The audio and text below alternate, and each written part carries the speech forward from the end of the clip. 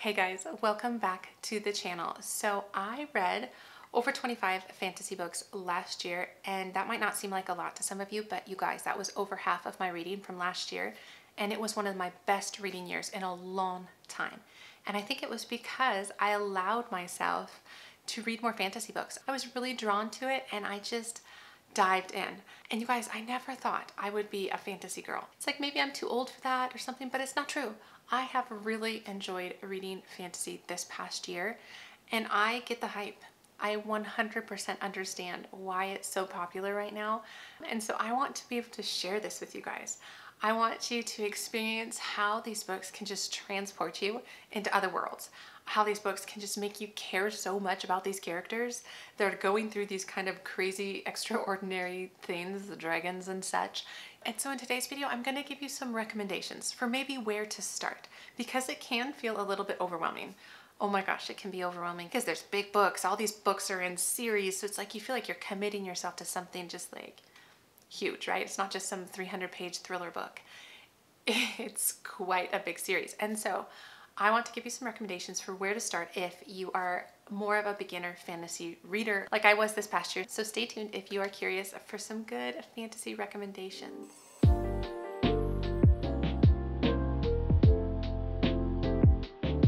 So hi, my name is Angie. Welcome to the channel, or welcome back to the channel.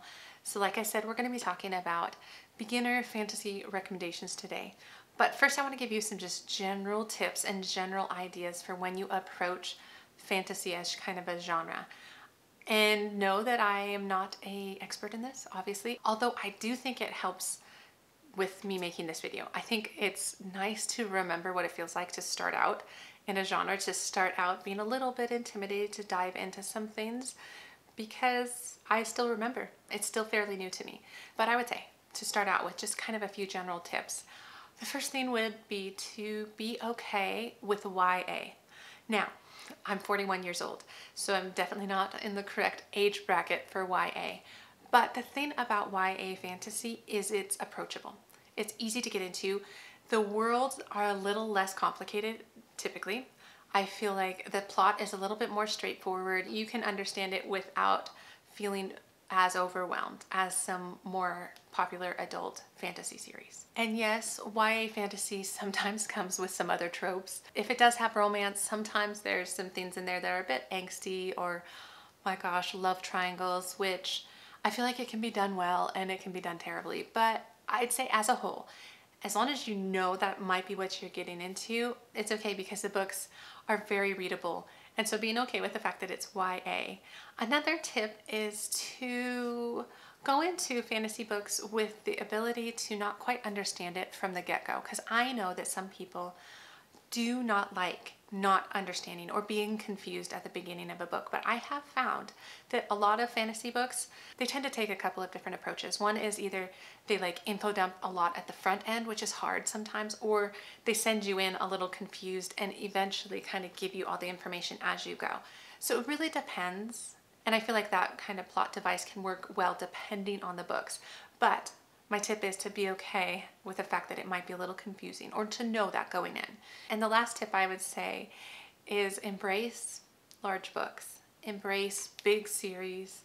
Allow yourself to read them slowly, read them quickly, kind of just figure out how you want to do it, but don't feel like you can't start some of these books. Because for me personally, and I know a lot of other fantasy readers, the fact that a lot of these stories are told in series actually really enhances my enjoyment. So I'm really attached to the characters. I really understand what's going on. It really comes alive to me because of the page length and the series length and all of that. So those are the general ideas to kind of think about if you've been curious about fantasy in general.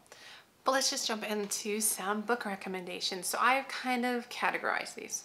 I feel like it's helpful in case maybe you're drawn to certain things, and then you can prioritize some of these recommendations over others. So the first grouping I want to put together is historical fantasy, because I know a lot of my subscribers came because I love historical fiction. Now I'm really shifting into a lot of historical fantasy, and I think if you love historical fiction, it's easy to transition. And so my first recommendation is not YA, but it's fantastic. It's one of my favorite series of all time, and that's The Bear and the Nightingale, or The Winter Night Trilogy by Catherine Arden. So this book series is set in like 1600s Russia, where there's a rise in Orthodox Christianity, but the people are still kind of entrenched in folklore and different things of kind of their people. And so those things are clashing. But then we have our main character, Vasya, who in this first book starts as a child and is growing up, but her mom had previously died, and he remarries, and it brings in some trouble for Vasya because she's a bit of a wild child. She also came into some powers that were passed through her mother, so she kind of has some witchy abilities. Again, that clashes very much with the Orthodox Christianity, but you have some big folklores or mythology that has to do with these regions that kind of come to life in some of these stories. So this is very much adult, like I've already said, and it can be a bit graphic. I reread this as a part of a buddy read with some people, and they're like, "Oh, that was a little more gory than I expected." And I was like, "Oh, you know, I guess it is." I just got so sucked into the story that I read past some of that, but that's a good thing to consider for this recommendation. But it is a super special favorite of mine. And then the next historical one I want to recommend is Divine Rivals by Rebecca Ross. Now this currently, at the time of filming this, is a very hyped book for good reasons. This has to do with two war correspondents, or two individuals that are working at this newspaper during a war, but the unique part is it's a war of the gods, and they're reporting on it, and they're a bit of rivals. So there's only one spot and they're kind of competing for it. But there's also these like enchanted typewriters which allow people to send messages back and forth, and our characters are involved in that. And it's really fun to watch. What I loved about this book, which might draw in some historical fiction lovers, is it is very much a war story. I mean, granted, our main characters are like 17, 18 years old, so it is a YA fantasy, historical fantasy, and it feels like it's set in almost like London World War I time frame. We have the trenches and things like that, and those parts of the story, like that kind of middle chunk of the story, really dives into the war, and the stakes are high, and it just feels really real. And I loved that. I loved kind of the interweaving of the fantasy elements within what felt like a classic historical fiction war story. Okay, so the next book I want to recommend, I put kind of in this historical fantasy category, but I would also put it in like a mythology retelling, which I do have one of those categories. So this kind of toes the line, I'd say, between those two. But it is The Witch's Heart by Genevieve Gornichek. You guys, I loved this book. It is such a fun and interesting story. It has to do with the main character of Agrabota, who is a witch who marries Loki, right? So we were talking Norse mythology, which is probably why it's probably more appropriate in the mythology retelling, but I feel like it's also very historical. Like you get a picture of kind of her life, and she has kind of been scorned and burned by, what's it, like Odin, the main god guy in Norse mythology. And so she has fled to the woods in kind of this isolated sort of setting, and then enters Loki, and their story kind of continues from there. It is roughly based off of the mythology, and I thought the author did an excellent job of that. So it was really fun, especially if you just enjoy Norse mythology. Okay, so the next grouping of books I want to recommend to you are heist-based books, which is one of my favorite tropes in fantasy books. And I have one of my favorite books to recommend. It is the first book in a series, and so this is The Final Empire by Brandon Sanderson. It's the first book in the Mistborn series. Now, again, this is a very big book. It's a very big series, and it seems like it should be quite intimidating, but I feel like the way that this story is crafted and the characters and kind of the big plot is quite straightforward. I'm not saying it's like simplistic, but it's straightforward. It's easy to understand. So I think it actually is an excellent place to start if you've been curious about Brandon Sanderson or about some of his worlds, because he's a very famous fantasy author. I love this book. So it is about this group of kind of misfits, bandits, under this man named Kelsier, who has elemental magic. Basically, he can control elements, and the people who can control all of the elements are called Mistborn. Otherwise, they can control like lead or copper. I can't quite remember. It's been a little bit.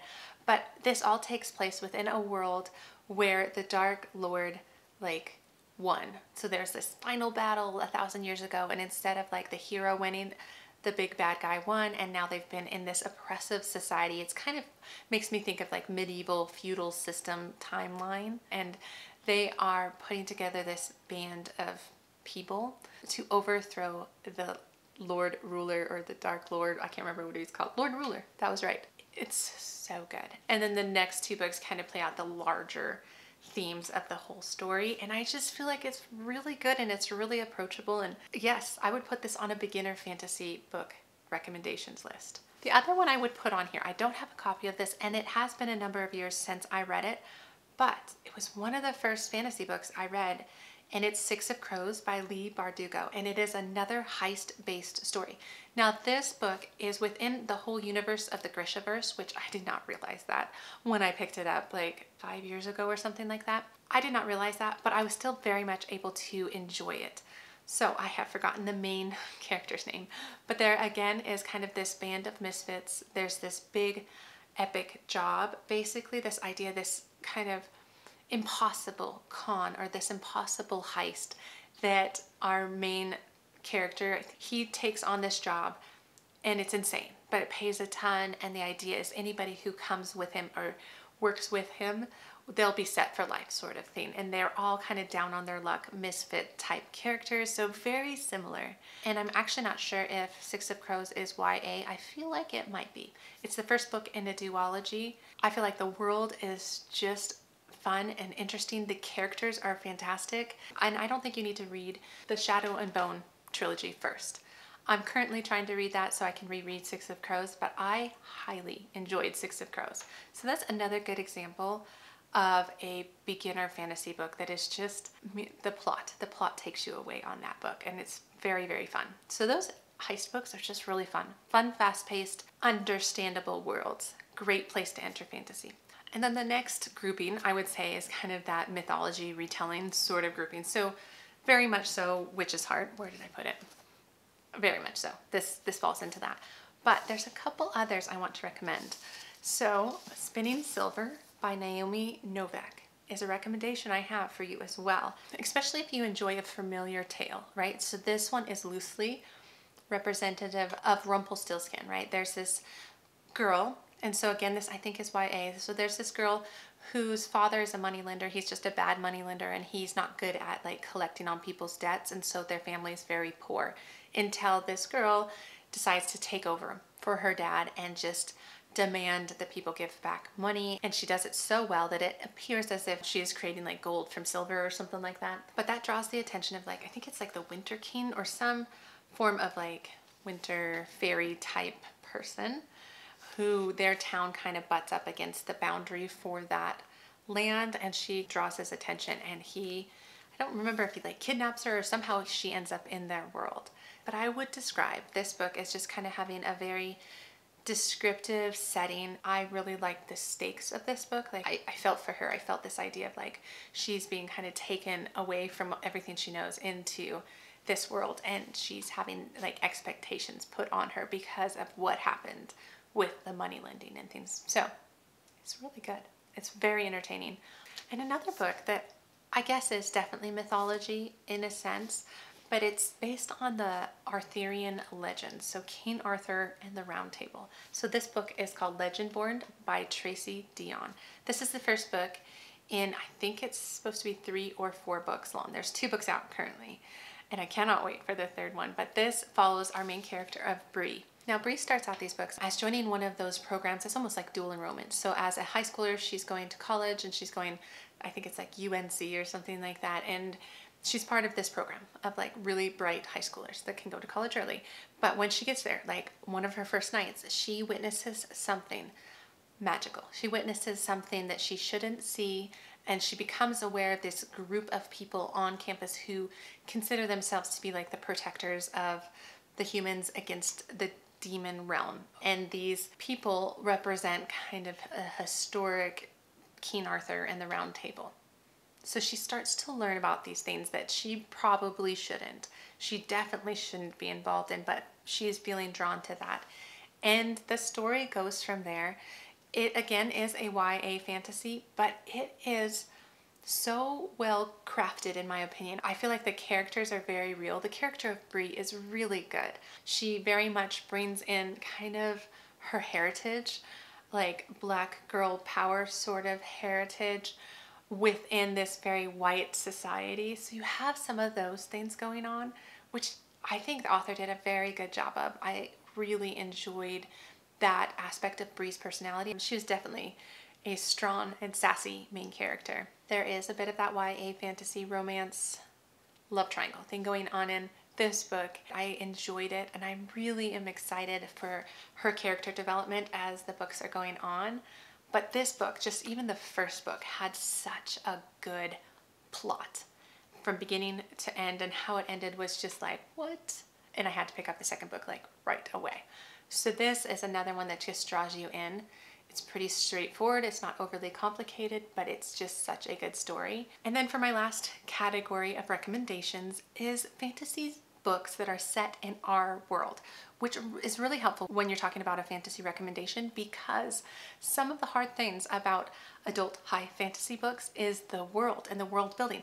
I mean, that's some of the most amazing things too, so don't get me wrong. As I was able to get into reading more fantasy, I have read more and more complex books, and I find that really satisfying. But at first, it's a little intimidating. And so picking up books such as this one, so this is A Darker Shade of Magic by V.E. Schwab. So this is the first book in the Shades of Magic trilogy. It's really good because it is magical, so it's very fantastical, but it's set in our world. It's set in London, and there are different types of Londons. There's red London, gray, black, and white London, and only certain people can travel between the Londons. They're magical people. This one is called Kel. Yep, Kel is the red traveler. So he is from red London.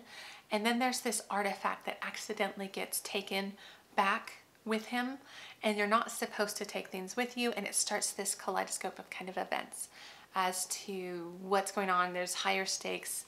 It's really good. It's really fun, but yet it's very approachable. And there's this girl from Grey London that gets wrapped into it, and Grey London is the London that has no magic, but she gets drawn in, and the plot goes from there. This book ended in a really interesting way, so it's making me want to pick up the second book, but I do recommend it. It's easier to kind of digest and understand. And then I do have a recommendation that's not YA, it's middle grade, but it's so good. It's so good, and I would say this is set somewhat in our world. So this is Amari and the Night Brothers by B.B. Alston. This is a fantastic book. This is about a girl named Amari who has lost her brother, or he can't be found. He had gone off to this special school and then disappeared, and she wants to know what's happening. And so she figures out how to get into this school, which is called the Bureau of Supernatural Affairs. And so it's like people with magical abilities are able to get into this school. And I believe this happens in a city. I'm not sure if it was New York City. I can't quite remember. But once she gets kind of entrenched into this school, she starts to notice all the magic around her. All the people who are magical that are maybe glamoring themselves in the city sort of idea.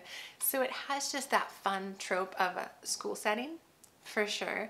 But also within our world, and then bringing kind of the magic back out of the school and into their neighborhood sort of idea, which is just really, really fun as she kind of unravels her past, her history, her brother, her abilities, things like that. And it's really fun. So I loved that book. And then the last recommendation I have, I'm not quite sure if it fits into the like in our current world sort of grouping, but I'm gonna put it there anyway, because it's called The City of Brass by S.A. Chakraborty. Now this one probably borderlines beginner fantasy, but the reason I'm putting it on here is because I run a reading challenge on Discord, and we buddy read a lot of different books, and I've had a number of people pick up this book so that they could be a part of the buddy read on Discord, and they're not fantasy readers and they're enjoying this book. And so I think it's a perfect recommendation, and it has to do with our main character of Nari.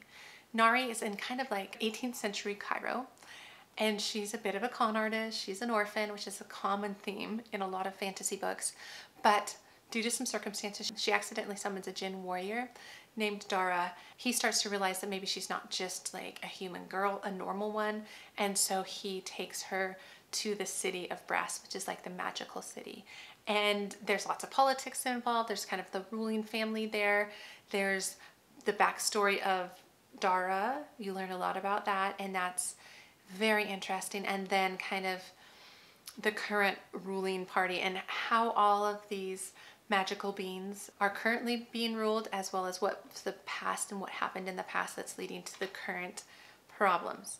And Nari has a role in all of that, and it's so fun. And this first book ended on such an intense note that I'm surprised I didn't pick up the second one when I should have, but I'm actually reading it as our buddy read in that challenge in February of 2024. But irregardless, this is such a good book. I'm not sure how beginner fantasy it is, but I think you could do it if you are interested in the genre. I think it's a good place to start. It also has some historical elements to it as well. So, you guys, those are some of my recommendations. I can't recommend fantasy enough. It is a very fun, transportative, escapist, kind of good time. And if you have all been curious about it, let me know down below. Please just pick up some books. These ones are great examples of ones you can start with, but there's others. There's plenty of fantasy books.